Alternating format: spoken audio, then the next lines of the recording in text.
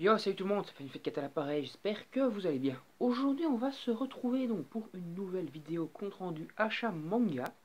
Il y a plus de 60 volumes, donc c'est un achat manga très copieux.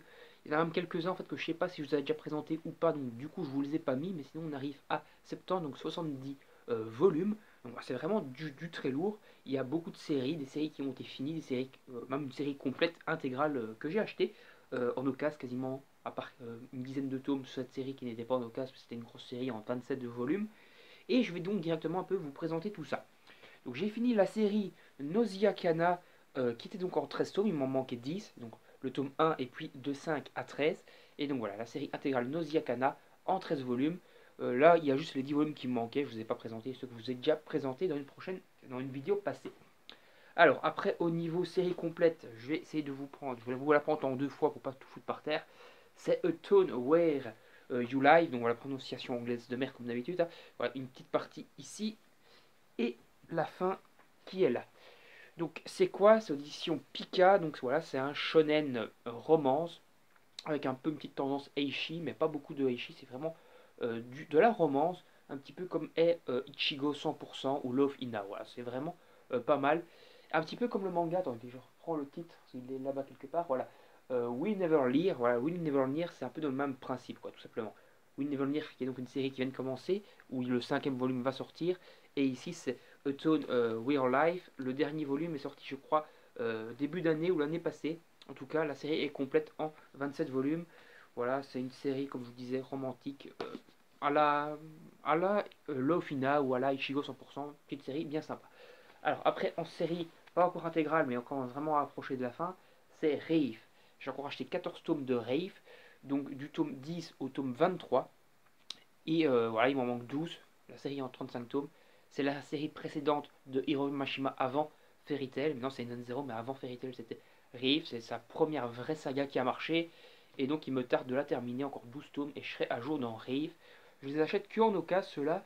Et bah, pour l'instant j'ai déjà trouvé 23 volumes en occasion. Je les prends un peu quand je les vois. Et c'est plutôt intéressant, c'est plutôt sympa d'avancer dans Rive. Surtout que les mangas sont toujours en général de bonne qualité. Et ce qui est aussi intéressant, c'est que c'est à l'ancienne, c'est-à-dire en fait les tomes Dragon Ball de Glénat, qui sont aussi aux éditions Glénat, étaient imprimés dans le style lecture européen, sens lecture européen. Et ici c'est exactement pareil, c'est-à-dire c'est comme un vrai bouquin, quoi. Vous n'allez pas le lire par ici, là c'est la fin du bouquin, voilà tout simplement, mais vous allez le lire par le début, voilà. Donc vous allez prendre ça comme ceci et le lire comme ça. Voilà, c'est... Ah non, ici ils l'ont imprimé en sens... Attendez, mais non, justement, je dis de la merde. Vous n'allez pas le lire comme ceci, comme un manga donc japonais, mais vous allez le prendre comme ceci et le lire comme un vrai livre. Voilà, tout simplement. Manga imprimé en style européen, vous le lisez par ici. Manga on a imprimé en style japonais, peut-être je vais y arriver, vous le lisez par l'autre sens, et en style européen, vous le lisez comme un vrai bouquin. Voilà. Intéressant à signaler, même si tout le monde s'en bat les couilles. Après, on va un peu passer donc aux nouveautés. Donc, en parlant de nouveautés, j'ai pris Egrégor, le premier volume, bon, il était sorti en décembre, et Egrégor, le deuxième volume qui est sorti le mois passé. Voilà, donc c'est un manga fait par un auteur français qui est Kim Gen Iwan, et dessiné par. Non, c'est Jai Skywar, c'est l'auteur du scénario. Voilà, c'est tout simplement un auteur français. Et Kim Jae-iwan est l'auteur des dessins, c'est un coréen, Kim Jae-iwan, et il est connu pour les mangas Warcraft à la base. Voilà. Donc c'est un style de dessin plutôt sombre, plutôt bien. Voilà. Franchement, le manga est cool. Et c'est donc aux éditions Mehan, voilà, pour ce qui est de Egrégor, que ce soit le premier ou le deuxième volume. Au niveau de nouveauté, j'ai également pris Vigilant, le tome 6. Voilà, My Hero Academia Vigilant, on continue à avancer dans ce spin-off à My Hero Academia, voilà, pourquoi pas.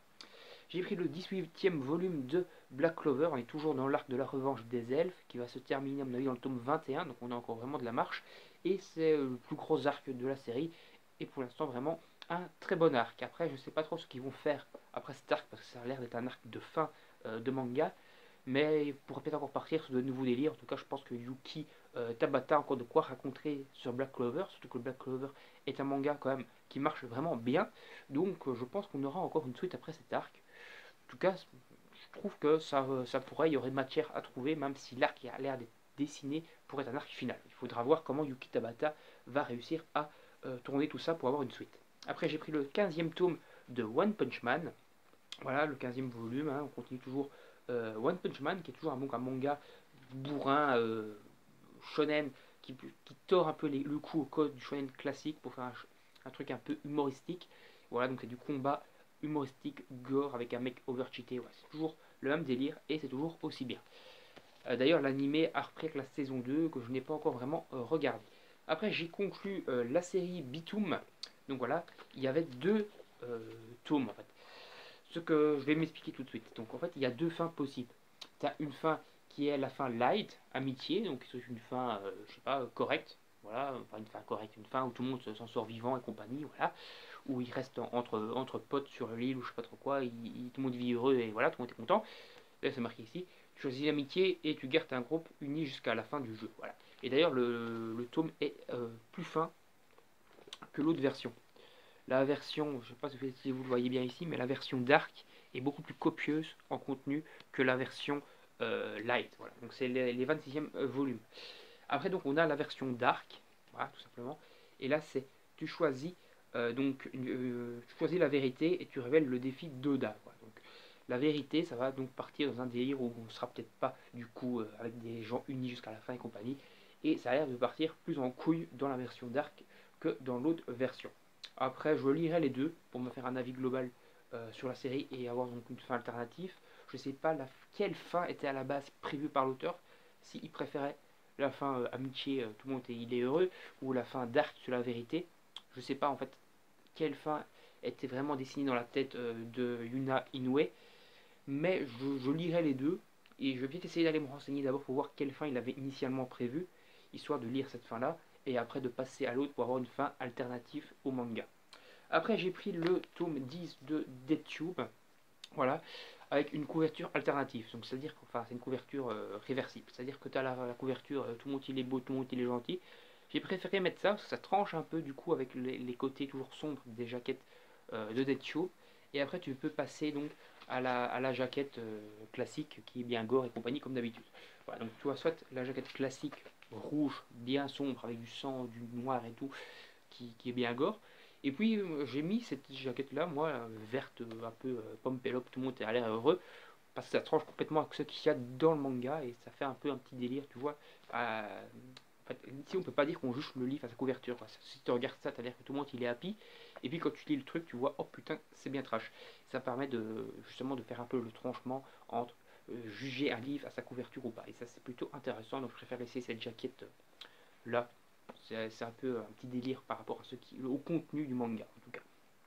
Après j'ai continué The Rising of Shield Hero. J'ai racheté donc avec les petites encarts. Je sais pas justement si je vous avais présenté la box 8 et 9, je l'ai là-bas. Mais bon, je vous la présente pas au cas où je vous l'ai déjà présenté, sur de ne pas représenter les trucs que j'ai déjà présentés. Et c'est donc le tome 9 à 10, le tome 11 est déjà sorti, et je crois que le 12 va pas tarder, ou est déjà sorti en tout cas, quand il y aura une box 10 et 11, enfin 11 et 12, je la prendrai, histoire d'avoir toujours les petites encarts comme ça de décoration qui sont toujours intéressantes, autant que j'ouvre un de ces quatre. Donc voilà, on a fait le tour, donc on a du Autumn Where You Live en 27 tomes que j'ai acheté l'intégrale, on a du Nosiakana que j'ai donc terminé les 13 volumes, on a du Rising of Shield Hero qui continue, on a du Rive où j'ai continué du tome 10 au tome 23, donc on avance en série Rive de Hiro Mashima. En termes de nouveautés, on a du DeadTube, la conclusion du manga Bitoom, donc voilà, deux fins, la fin normale et la fin alternative de la série. On a du One Punch Man, du Black Clover, du Vigilant My Hero Academia et du Egregor, les deux premiers volumes de la série. Donc on a fait le tour, j'espère que cette vidéo vous aura plu. C'est un achat manga quand même assez copieux, j'ai quand même essayé assez concis de vous présenter ça assez rapidement. Donnez-moi votre avis dans les commentaires sur l'achat en règle générale si vous trouvez que c'est un bon achat ou pas. Donnez-moi votre avis également sur la vidéo en règle générale dans les commentaires. N'hésitez pas à liker, partager la vidéo sur vos réseaux sociaux et bien sûr à vous abonner à la chaîne et à activer la petite cloche pour ne rien manquer des prochaines vidéos. Salut tout le monde, à la prochaine, bye bye.